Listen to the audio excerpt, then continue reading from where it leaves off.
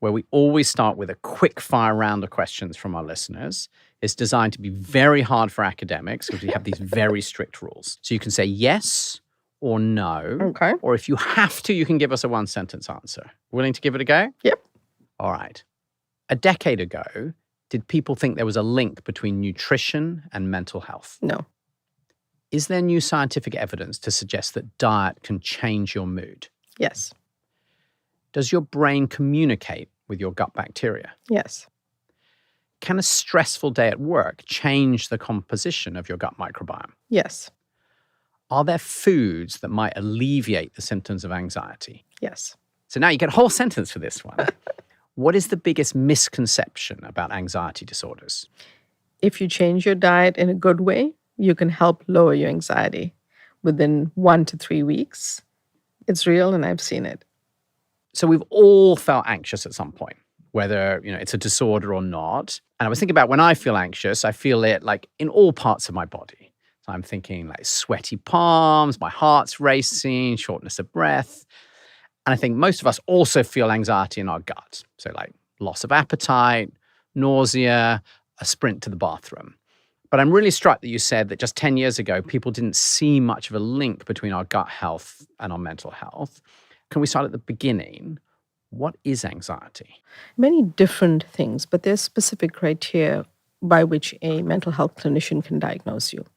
But in clinical practice, often there might be more symptoms. For example, anxiety often hides in things like insomnia. And often when I'm working with someone and we work to improve their dietary measures and through a nutritional psychiatry plan, that includes looking at lifestyle and metabolism, their sleep improves, but most importantly, they realize that the sleep was actually being disrupted by anxiety. So it often hides in other conditions that we may report as a symptom. I think that's important to understand. And it's also important to understand that anxiety occurs along a spectrum. You might have mild anxiety that is somewhat appropriate before writing an exam, taking a test, some big event.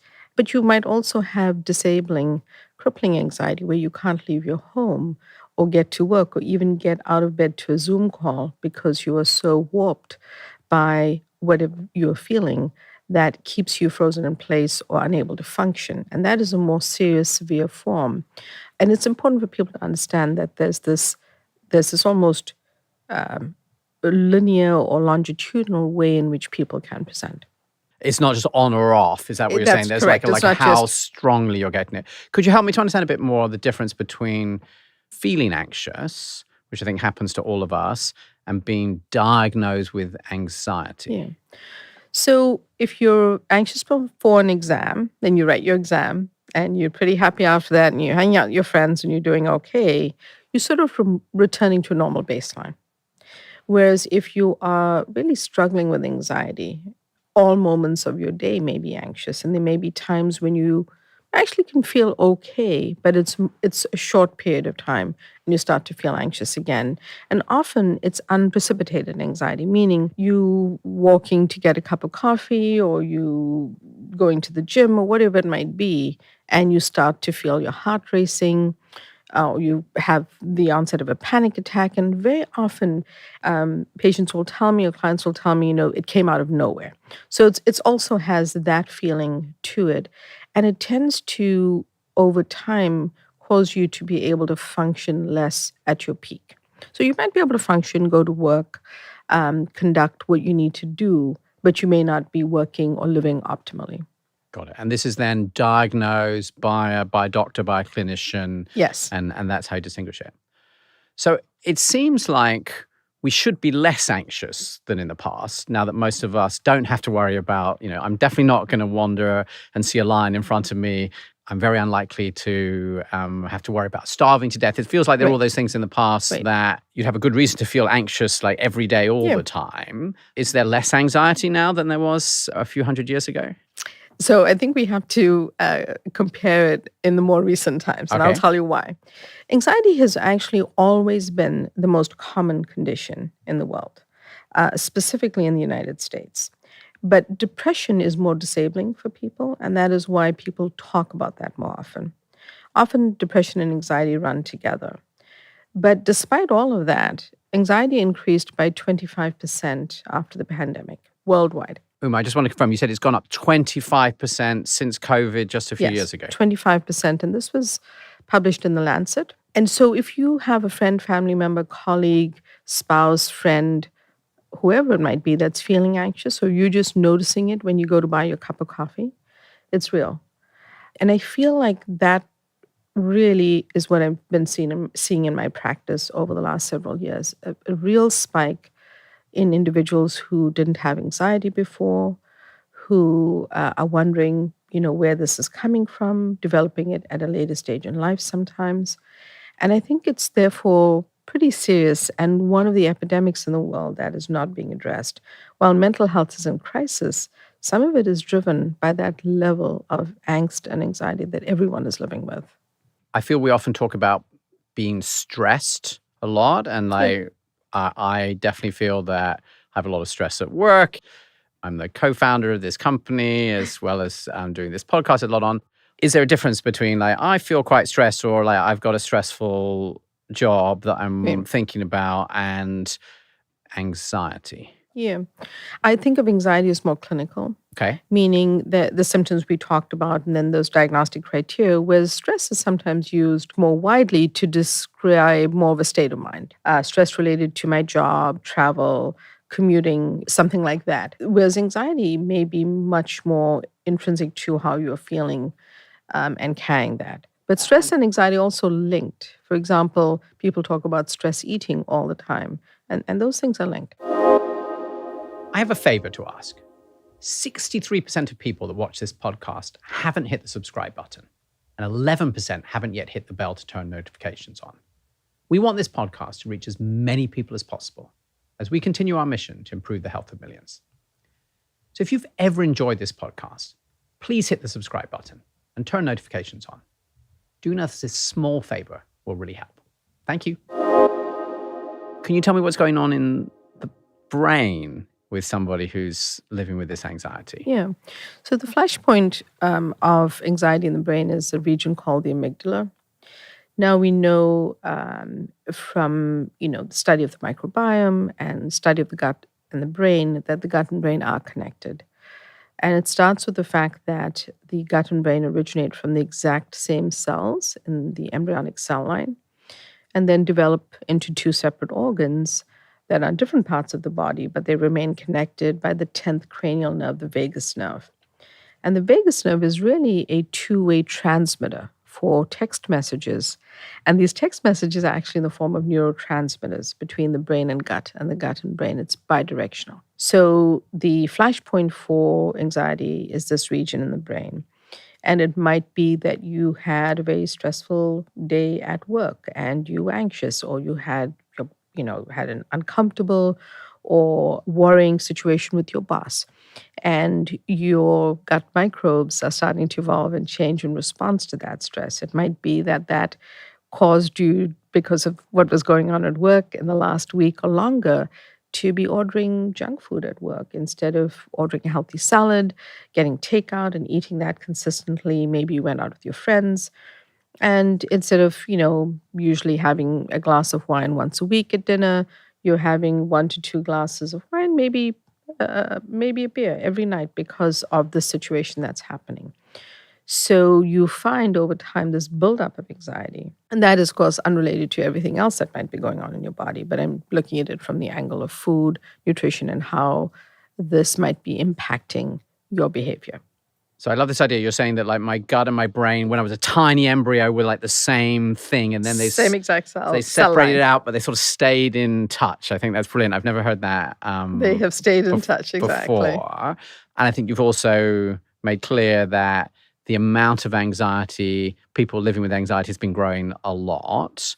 I'd love to turn now to how nutrition is fitting into that, because I think a lot of people listening to this episode will be quite surprised that then you're saying that the food you eat would affect this, because I think many of them, like me, will naturally have gone to, it's sort of the stress of modern life in the sense of the job and the phone and whatever. It could be else. Aspects of that too, but it's also food. And that's the part that often gets ignored. So why does nutrition impact our mental health? It goes back to one of the mechanisms being that gut brain connection, the fact that neurotransmitters are communicating, and the fact that the food we eat is being digested and interacting with the microbes in our gut. And Uma, can you help me to understand a bit more about how, like, these gut bacteria can be having any effect on the brain? Because I know you've mentioned one or two that there's some link, but what's actually going on? They feel like they're a long way away from each other. Gut bacteria are really small. Like, what's going on, and how real is this science? Is this like your own, like, very hypothesis-driven view, or is there like real science behind what you're describing? Yeah, so there's real science behind it, and it's been researched, it's been studied, and it is evolving science. Nutritional psychiatry, and certainly what I practice, nutritional lifestyle and metabolic psychiatry, is an evolving science. It's nascent, and there's new evolving evidence every single day. But what we do know is that the trillions of microbes that live in our microbiome, in our gut, as they're helping with the process of digesting our food, their breakdown products are also in the same environment as 90 to 95% of serotonin receptors. Now, serotonin is often called the happiness hormone. There's serotonin in the brain and other parts, but there's 90 to 95% of the receptors in serotonin production happens in the gut.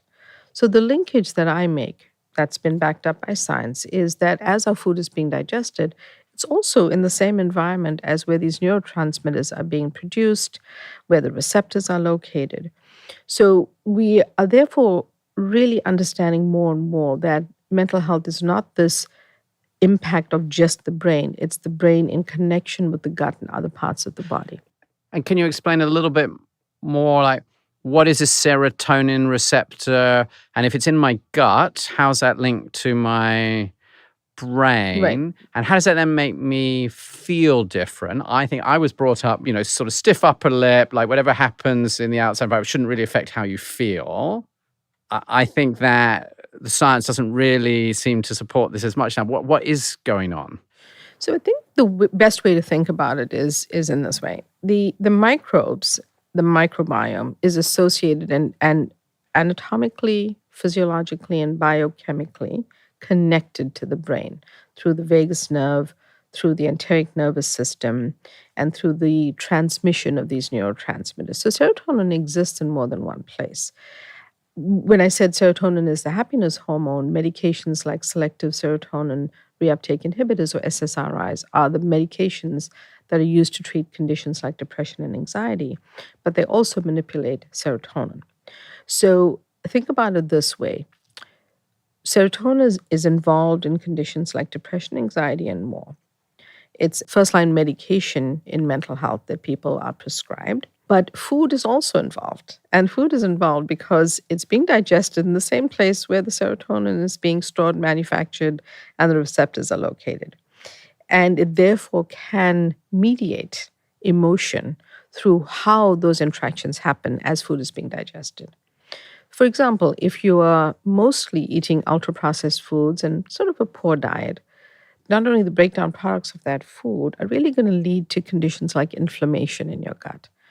And studies of inflammation in actually a big UK biobank study of more than 144,000 participants showed that participants who had anxiety and depression also had increased markers, and these markers were inflammatory markers, interleukin 6 and C-reactive protein. So we know that inflammation is also involved.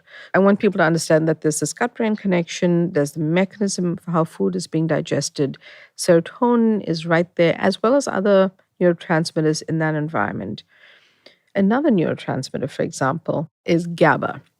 And GABA is associated, it's an inhibitory neurotransmitter. It's also associated with anxiety. It's associated with the hippocampus. It's associated with the brain. Well, we found in a research study that a certain type of bacteria is associated with GABA production.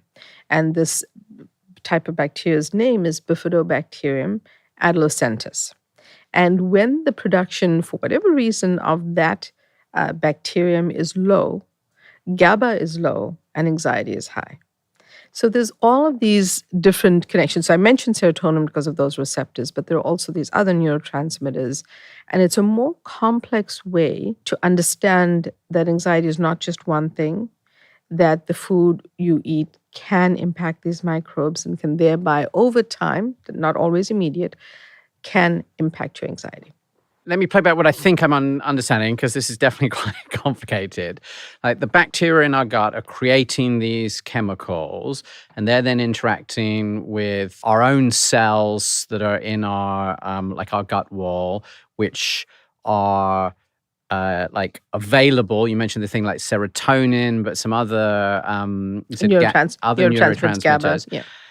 And then somehow this is sending a signal up to my brain that is then changing what's going on in my brain. What is that right? And Yes. how does that work? Right. So the neurotransmitters are transmitted via the vagus nerve, which is the 10th cranial nerve, which is going directly to your brain. So there's a nerve from my brain to my gut, your like there gut. are nerves to my fingers that I'm flexing right now. Exactly. And it turns out that the vagus nerve, another name for it is the wandering nerve. It goes to so many places in the body, but it is actually a direct anatomical connection between the brain and the gut itself.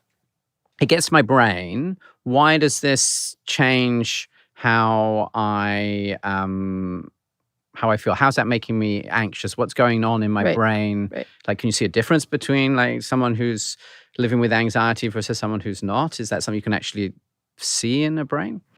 I'm not sure that we can see it in the brain, but we have the serotonin hypothesis that has lasted for many years. And a couple of years ago, a very important study published in a British journal actually upended that hypothesis and kind of questioned it, which I think was very interesting, showing us again that we're not 100% certain in mental health of some of these pathways, but we work with what we know. In other words, mental health is never a tissue diagnosis. And what do I mean by that? If you have a cough and a chest infection or a pneumonia, your doctor will probably ask you to cough up into a cup, draw some blood tests, and make a diagnosis. In mental health, we don't have that. We don't have a brain biopsy that will diagnose something. We have always used these diagnostic criteria that are based on a lot of information that we've put together for these manuals. So I don't want to imply that it's soft science, because it's not.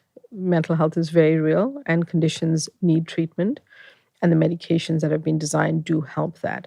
But I'm using it as a lens to explain that a medication like an SSRI, like Zoloft or Prozac, sertraline or fluoxetine, the other names, will actually impact those serotonin receptors and change the levels of serotonin in your brain to actually make you either feel better.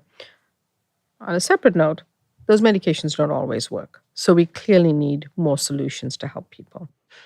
I've got it. So I think what you're saying is, firstly, there isn't just like a blood test or something like this where you can figure out a level of anxiety. It doesn't mean that it's not a real diagnosis, but scientists haven't developed a way to sort of measure this in like this just single test. That's right. And that this role that you've been describing is that the bacteria are then really interacting with these receptors in our gut, and then they're sending these signals on these nerves to the brain, and this is shaping us. And that the very targets that you're describing for the drugs that we've heard of, like Prozac is definitely one I suspect most listeners like me have heard of before.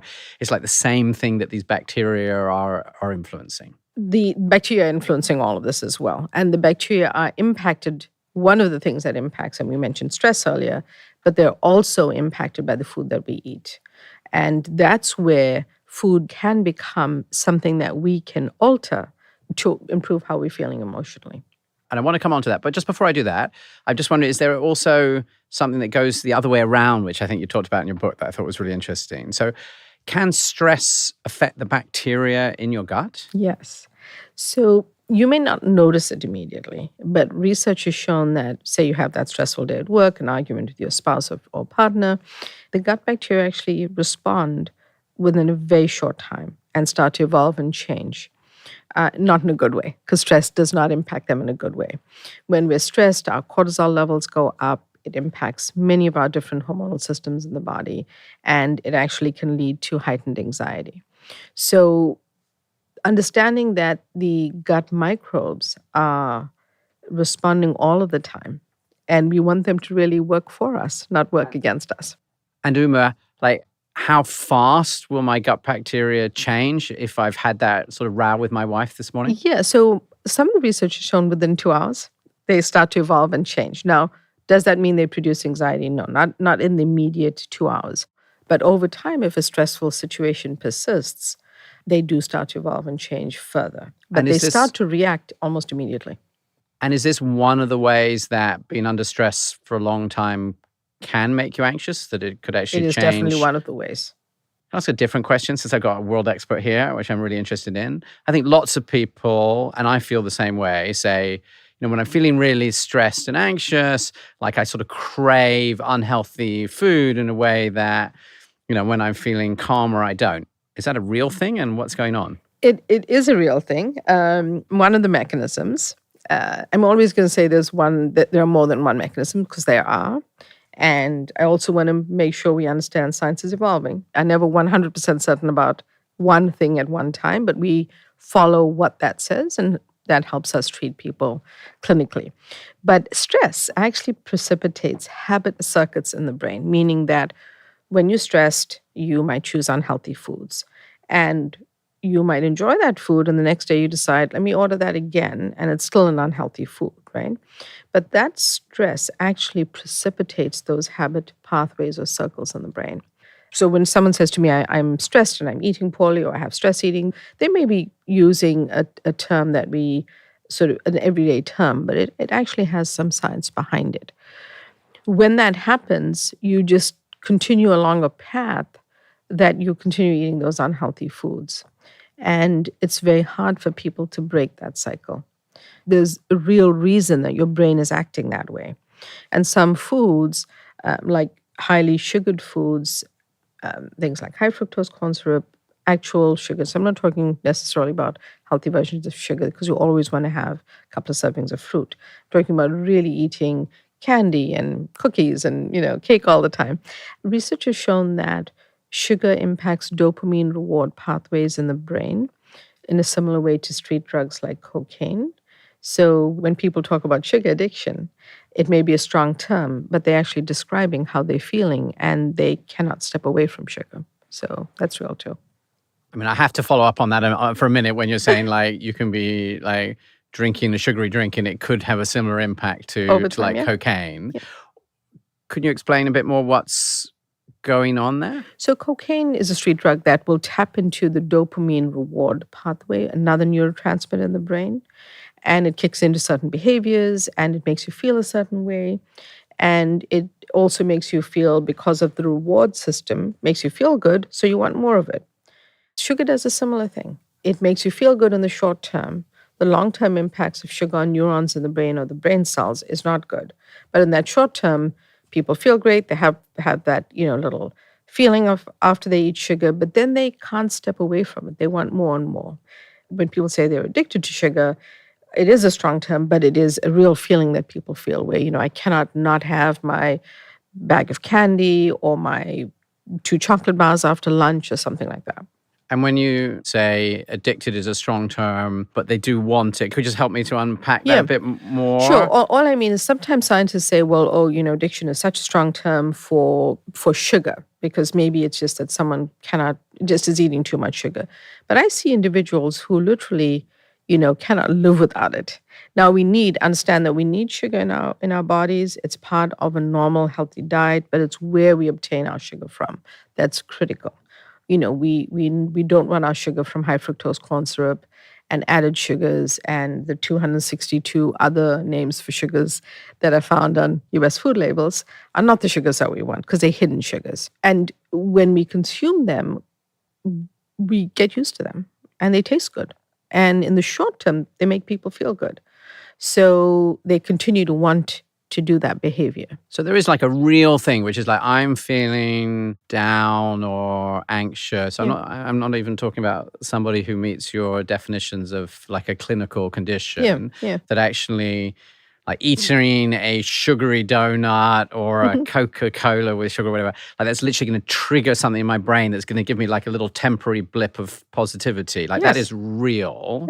Yes. And then what I think you're saying is that sort of creates this feedback loop. I get a crash shortly afterwards this, and then I'm like, oh, well, I want to have this Want Again, something I'm more. sort of trying Yeah. to. People tend to forget the crash.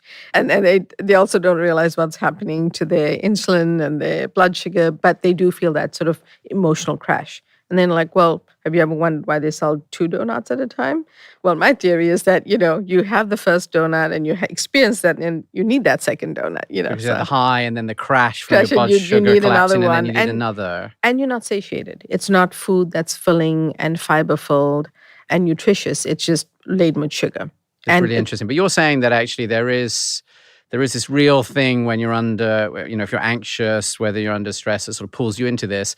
But then, I mean, your analogy with cocaine is obviously strong, but we all know that if you are feeling stressed, that cocaine is not a good solution to this problem. know I that, don't think yes. anyone listening to this, even anyone who might be using it, is going to say, I know it's like, nobody thinks it's a good solution to this. So just to be clear, the connection between sugar and cocaine is this particular research looked at the fact that cocaine tapped into this dopamine reward pathway or reward loop in the same way that sugar does. What is a dopamine reward loop? So dopamine is a neurotransmitter.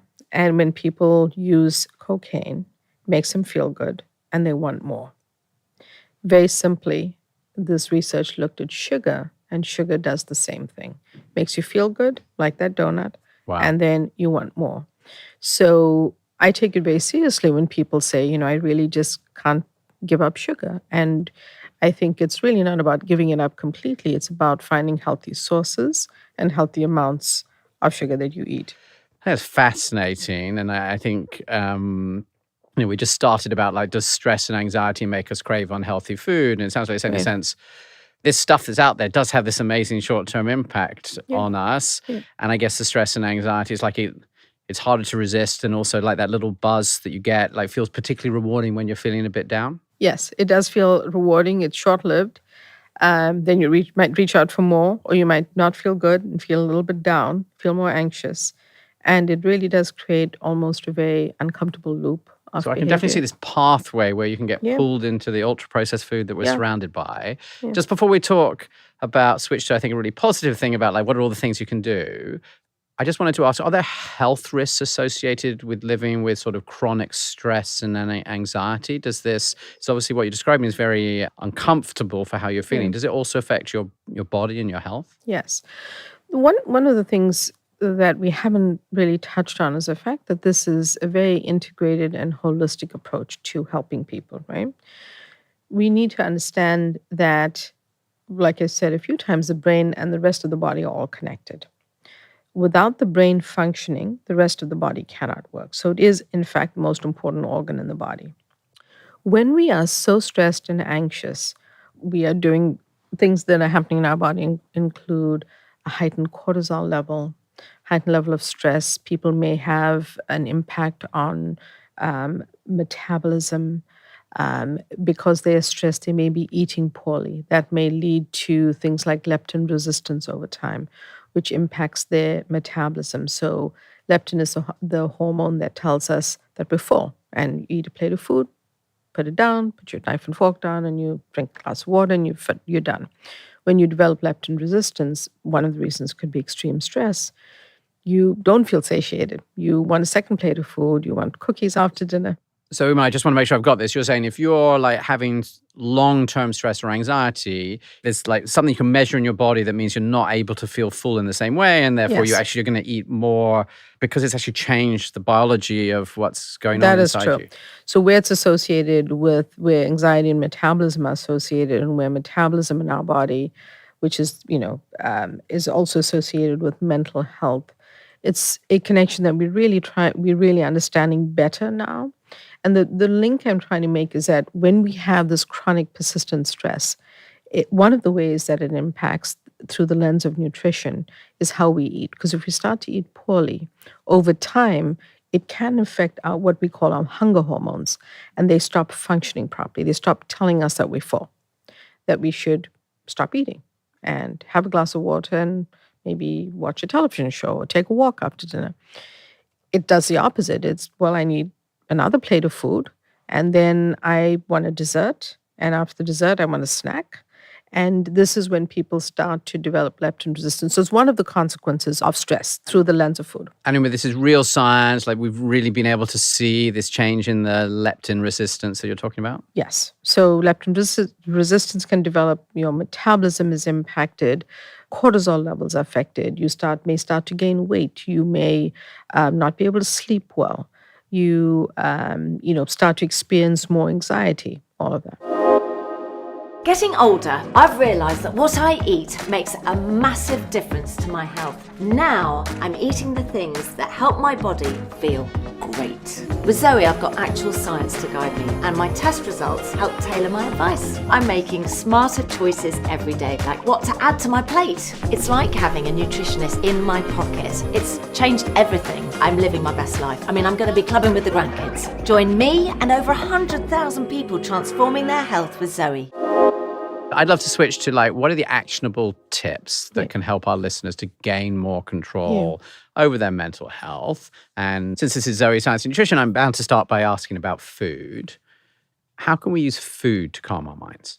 So I would like to answer that question by saying that food is one of the pillars of helping conditions like anxiety, mood disorders, and more. But it is also in conjunction with practices like yoga, meditation, Shirin-yoku or forest bathing, in other words, being close to nature. Maybe it's learning a breathwork exercise. Maybe, you like to do Tai Chi, some type of movement, many, many different things. Also things like hydration. Keeping adequately hydrated is critical for really not feeling anxious, because dehydration can lead to anxiety. We've talked about the mechanisms and some of the mechanisms, but the way that food can calm the mind is through the selections that we make. When we're eating fiber-rich, plant-rich diets with healthy fats and healthy proteins from clean sources, we are feeding our body with nutrient-dense foods that are antioxidant-rich, rich in anti-inflammatory substances. You've heard the expression, the color of the rainbow.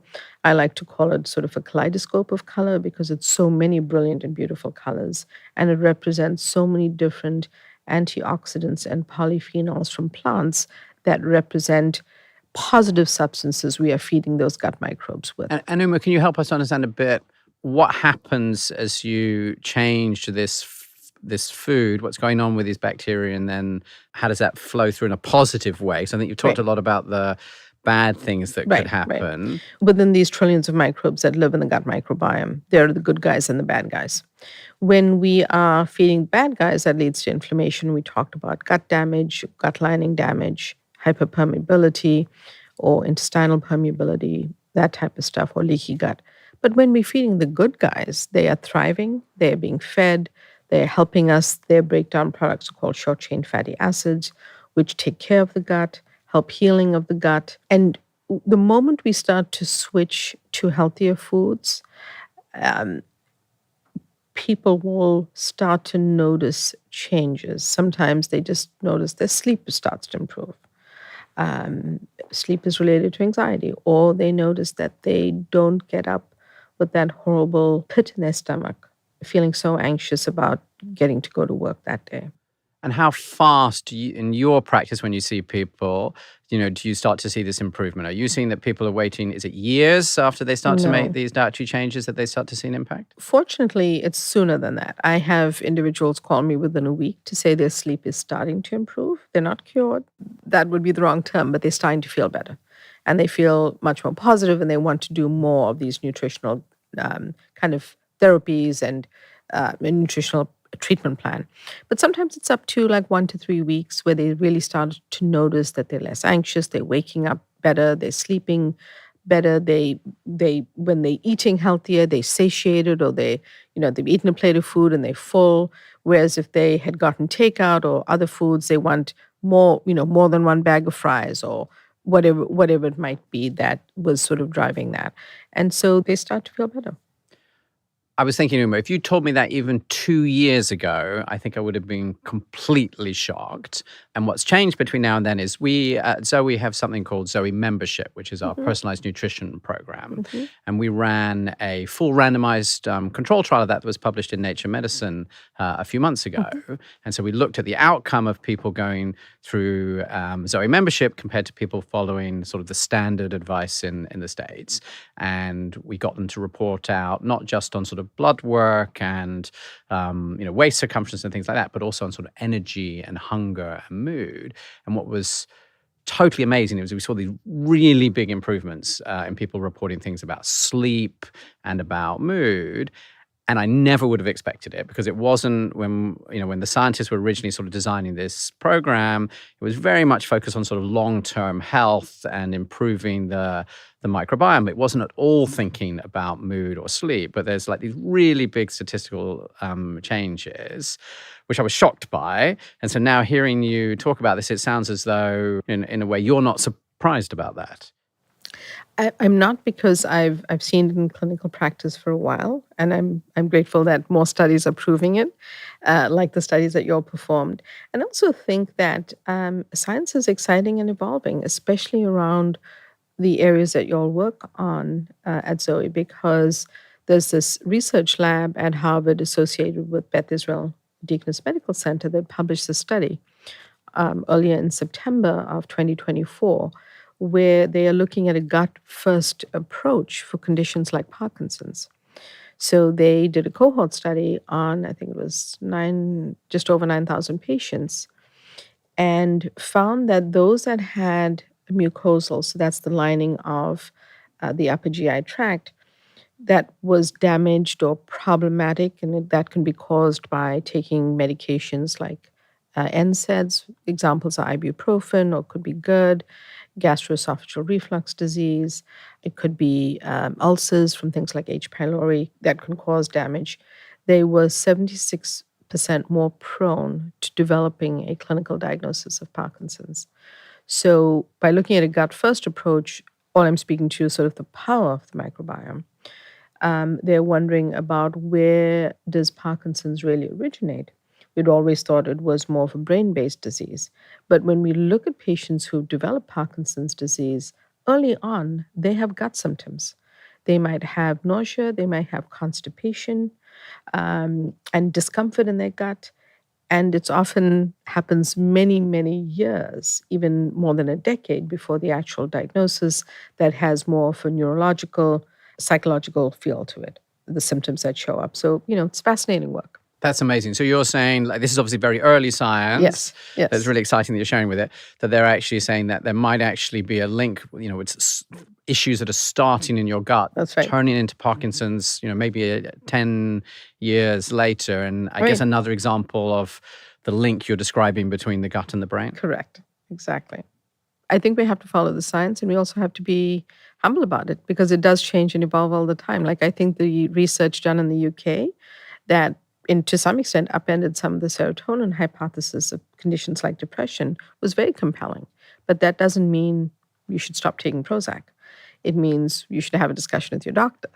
And it sounds like there's, in fact, from the way you described that, there's a lot we don't understand about how mental health works. There's a lot we don't understand. And to me, that was something that really pushed me in the direction of nutrition. Not only did I feel compelled to find more solutions for my patients, I felt that it was a stone we'd been leaving unturned. We were prescribing all these heavy-hitting medications that, in fact, had side effects like weight gain or other problems, but we were not really addressing real lifestyle and diet, So other than a checkmark collecting someone's weight and height, we were not really asking about what they were doing that could help them with food. And Uma, if someone's listening to this now, they're saying, like, I'm sold, I want to make changes, I am living with anxiety, or even if it's not clinically diagnosed, like, I feel like I have a lot of anxiety in my life. What is the sort of specific advice you would give thinking about food to someone who wants to make changes that would maximize the benefit? If I could just also add to what you said as I answer the question, that it may not be that you have a diagnosis, but you're feeling this way. And this is a very powerful tool that can help you. Food is one of the things that can help you, including things like breathwork exercise itself, and other things. Even sunlight are important. So I have 3 steps that I ask people to take, and I have the mnemonic SAW, SAW. So the one is swap. So swap one unhealthy food to get started. So maybe you started eating ice cream every night during the pandemic. Can you create a recipe that I have, for example, for ice cream made from fruit and swap that out? Or can you start to eat less of it? So the first thing is swap. Swap at least one unhealthy food habit that you have. It may be that you're not drinking enough water. It could be that. The second is add. So add in a healthy food. An easy way to start is adding in lots more vegetables, colorful vegetables to your diet. Things like colorful peppers, lettuces, greens, spinach, whatever it is you might like. Adding those in are low calorie. So cruciferous vegetables like cauliflower and broccoli and Brussels sprouts, low calorie, and can be added in to your meals that are both going to help you feel full, but they also giving your body nutrients and antioxidants and anti-inflammatory substances that your body and your brain need.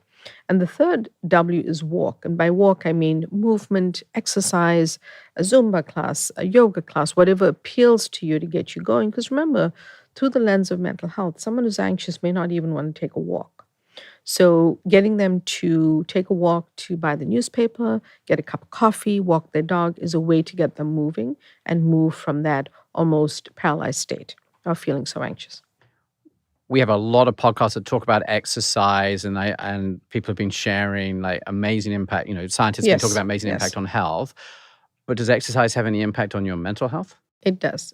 There's a whole body of research on exercise and mental health, improving mood, depression. For one simple thing, if you've ever had the experience of running on the treadmill and so maybe you were really pushing yourself, you didn't feel motivated that day, and you spend half an hour on the treadmill and you feel really good after that, and you're calling your friends to say what a great day it is, that's often because of the release of endorphins in your body.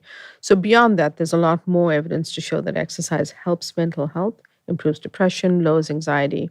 Some of my clients will say they get on a treadmill for 20 minutes if they feel anxious, or do some form of exercise because it almost inhibits the anxiety. And it kind of catches it because it distracts them and it gives them something else to do when they're so warped or wrapped up in that anxious moment. That's amazing. I try and work out 3 times a week because I've been sold about the benefit of my health. But I often tell my trainer, I definitely get no endorphins during the session, but I feel like I get a lot at the end after I feel really good that I've done it. That's exactly right. At the end of the hour, whatever amount of time, you feel sort of good. And it's like, part of it is the accomplishment of doing it, but also it's the way your body is responding. There really is something real. Yeah. It's not just about long-term health. I can actually affect my mood with it as well. It can affect your mood. So it's that's why I had, the W in for whatever movement it might be that you're doing that helps you. I'd love to talk about people feeling anxious about their diet. Yes. And how they can avoid that. And I think it's particularly relevant on this podcast, like, most of the long-term listeners to this podcast will be Zoe members. They'll have been paying for this personalized nutrition program that helps them to feel better and be healthier. And one of the things that we've discovered is that we have to spend a lot of time and effort trying to sort of retrain people because they've been told that lots and lots of foods are off limits, that these foods are bad, and that sort of if they want to improve, it's all about sort of restriction, like calorie restriction, removing bad foods. And the way that Zoe membership works, it's really all about focusing on adding things to their diet to be healthier. Like there's no calorie count, all of this. And also there's one of the core ideas which comes from a lot of nutritionists who've been involved in it is that sort of no food is off limits. Mm-hmm. But what we find is that lots of people are still feeling really anxious about this, even if they've been on the program for quite a while and they're feeling much better. I guess what's going on around that anxiety about diet? And do you have any advice to anybody listening about how they can reduce that? Well, I'll speak from the perspective of where I live in the U.S., which is that, we have a very eat this, not that mentality, which I argue against as often as I can so that people feel they can embrace all foods. Maybe it's the quality and quantity of the food, the source of the food, that becomes important. We talked about sugar earlier on, eating some berries or some, a clementine, a mandarin. These are healthy choices as part of not only your fruit serving, but the fiber and other nutrients. Have faith that you're on the right path to trying to make things better. It may not be perfect, but you are trying to work on consistency, which is one of the biggest things that will help you. Discipline around your food will help you. The moment that someone starts to feel better, they want to do more of those healthy habits and that you can build on. If you're feeling anxious about the plan, maybe checking in with your nutrition counselor about it. What's driving that anxiety? Is it the quantity of food? Are you maybe not drinking enough water? Are you maybe eating something? Here's a common mistake that people make. I shouldn't say it's a mistake. It's more that they don't realize, for example, yogurt, rich in probiotics, great food, blueberries, delicious fruit, great source of fiber and anthocyanins, good for your diet. Fruited yogurt, so the fruit in the yogurt, not a good idea because in the United States, a small half cup serving can have 6 to 8 teaspoons of added sugar. So often someone might be eating something they think and have heard and read is healthy, but the food industry is not necessarily our friend and is labeling food in a way that you think it's healthy, but it's not because of those added sugars. A simple swap would be plain yogurt with berries and a sprinkle of cinnamon. Super delicious. You get all the benefits from every ingredient, including the cinnamon as well. So those types of things may be worth discussing with your counselor or whoever you speak to check in about what's driving that anxiety. Or maybe it's that you have too much or too little food in your plan. It could be many different things. I always take it back to when we were first born. What happens when a baby is born? So if you've ever seen on television or you work in the ER or the labor and delivery, you know that you want the baby to cry, they take a deep breath, and what happens next? Yeah, they clean them up and all of that, but they feed. So think about food as something very primitive. It's very primary to who we are as humans. And I think that when sometimes we're in situations where you can't eat this or there's a media report that you shouldn't eat that, it really drives anxiety. Like food anxiety is a very big thing. And I feel like understanding you're on a healthy path, remember, swap, add, walk. Think about calming foods because I have an acronym calming, and I also add in foods based on that. So very quickly, C is for choline. Choline is in eggs and legumes. A is for something like antioxidants. L is for liquids, calming teas like passion flower or chamomile, liquid water, very important. And M is more omegas and magnesium. So many, many more foods on every letter of the list. But just very quickly, think about foods you can start to add in that help that anxiety. So if you're on the plan and you're worried about the plan, ask yourself why.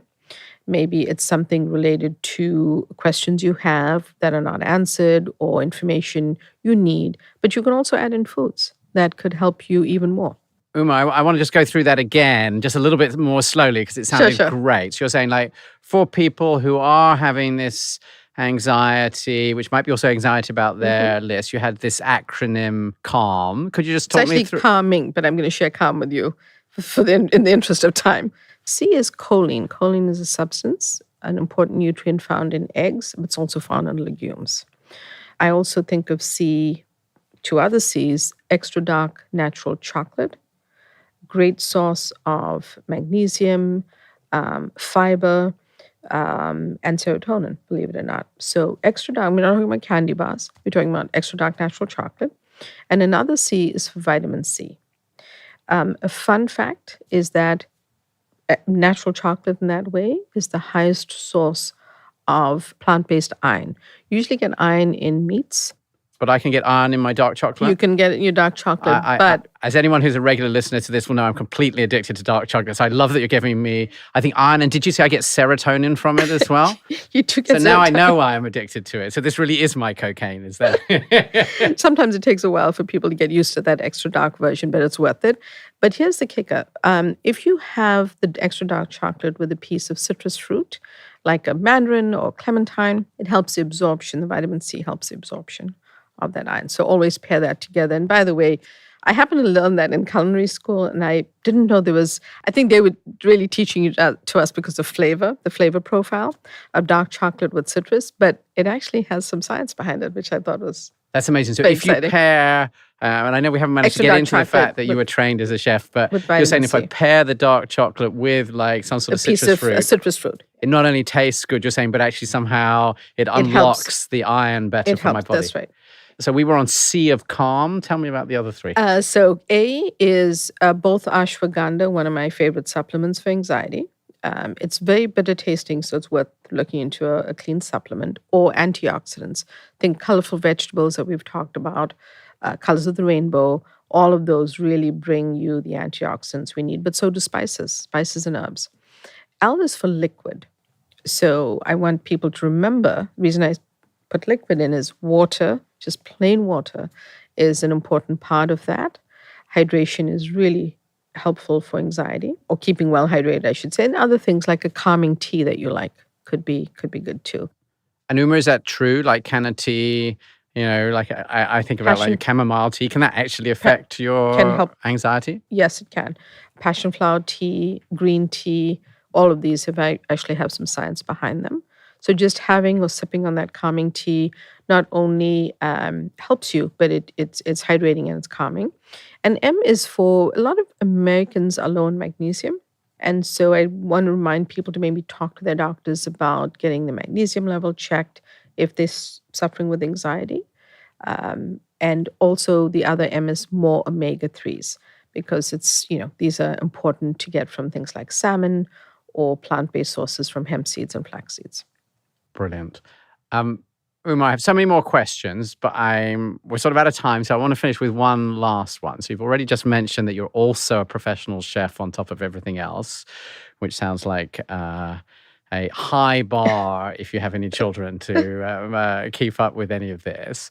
To end with, can you share with all of the listeners here one of your favorite ways to maybe eat some of this food that is like really good for you and good for your anxiety, but also tastes great? So I love to talk about, and I design these for this is the fun part of my consultation, design a nutritional psychiatry treatment plan, but a nutritional psychiatry plate. And the anti-anxiety plate is based on a list of anti-anxiety foods and a list of the anti-anxiety protocol that I designed that matches up with recipes. So one of my favorites is a simple plate. I think about it this way. Half of my plate has leafy greens and colorful vegetables. Maybe it's some, steamed spinach with good flavorings and a lovely salad along with that. The other component is a healthy fat. I might have some sliced avocado, or I have an olive oil dressing in my salad. Another way to get the fat, nuts and seeds always. For clean protein, I like things like a baked tofu, or even air-fried tofu for crispiness, or something like a cauliflower steak. But I flavor these with, I'll use a tikka masala. So I have a recipe for a tikka masala. I heard that chicken tikka is is the favorite dish in the UK. I'm not sure if that's still true. But it's a great way to flavor up something like cauliflower steak or chicken, whichever might be your choice. That's one of my favorite meals because it has the components, of course, my glass of water, but it has the components that I need. And, my legumes give me my protein, and the tofu, I added protein, a little bit from cauliflower, but it also is all the vegetables, all the fiber my body needs, the nuts, seeds, the healthy fats. And for whole grains, I might do, like a small serving of quinoa, which brings me fiber and protein, all good for the gut, and kind of all in balance. But really, 50% of that plate is the vegetables. Do you have a recipe of that to share somewhere? Can we link to it in the show notes? Yes, I believe I have the cauliflower tikka masala is in the recipe section of my book. Fantastic. Well, we will share links on the show notes to the book, and also where any listeners can find out more of. I know that you're also sharing some things online, so we'd love to do that. Uma, I think we're coming towards the end. I would like to try and do a quick summary, if that's all right, and Sure. please correct me where I get it wrong. I mean, I think One of the things you made really clear is that the brain and the body are deeply connected. And so this idea that, certainly I was brought up with that these are separate just isn't true. That's not what the science shows. And that interestingly, the gut and the brain are like deeply connected. And that seems to be so important for understanding things like anxiety. You taught us about this wonderful like dopamine reward loop where I'm now thinking about donuts can be like cocaine. They're literally like setting my brain like on fire.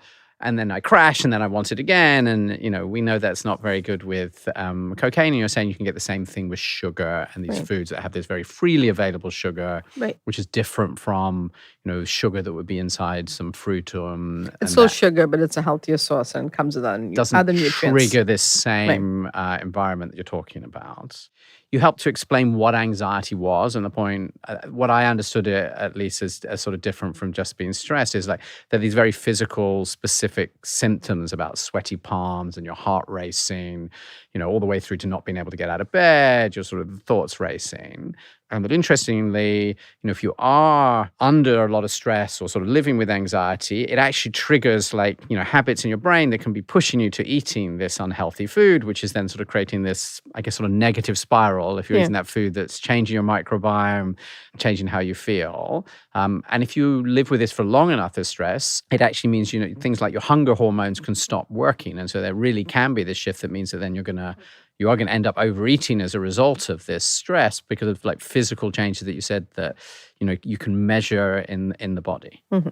Then I think you shared a whole bunch of like really specific actionable advice, which I love. One that I remember is SAW, SAW. So swap one unhealthy food for something better, add a healthy food into your diet, and then walk. Because sort of surprisingly, exercise isn't just generally good for your health, but it can actually have an impact on your anxiety. Dehydration can lead to anxiety. I had no idea. So you've talked about liquids a lot. You gave me yet another reason why I can eat dark chocolate after dinner. So it has serotonin and iron. And apparently I just need to add a slice of orange and I'm going to get all that iron. Calming tea really does work. I had assumed that was just something that, the manufacturers were selling to convince us, but it's real.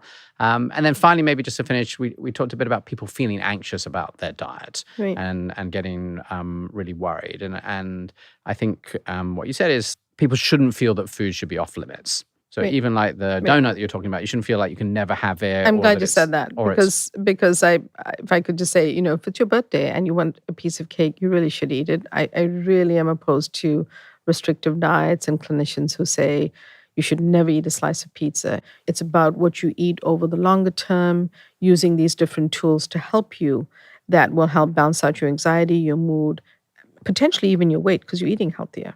Rather than, worrying about that particular dessert on your birthday or something like that. I absolutely love that. And I think one of the things that we see with everyone who are Zoe members successfully over time is that they are, able to go step by step and they're able to think more about what they're adding in and less about the stuff being off limits. And I think the other thing, that you mentioned around this is, you don't need to avoid all sugar. Just try and see, could you be taking it more as fruit and less as Coca-Cola?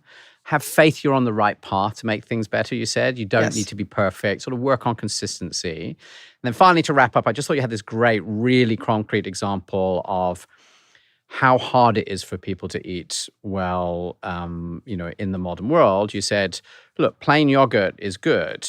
Berries are really good. So like berries in plain yogurt is really good for you. But if you go to the supermarket and you buy a fruit yogurt, actually the manufacturer will have very cleverly built this thing that sounds like it's plain yogurt with berries, but actually it's this ultra-processed food with loads of added sugar and all sorts of other things. So you're in this environment where it's very easy to end up eating food that turns out to be bad for you and I think can create this sort of spiral that you're talking about. That's right. And I know the amounts of sugar in the U.S. yogurt. So I just want to point out I was quoting that only because you may have a healthier version where you are. But honestly, it's pretty much the same everywhere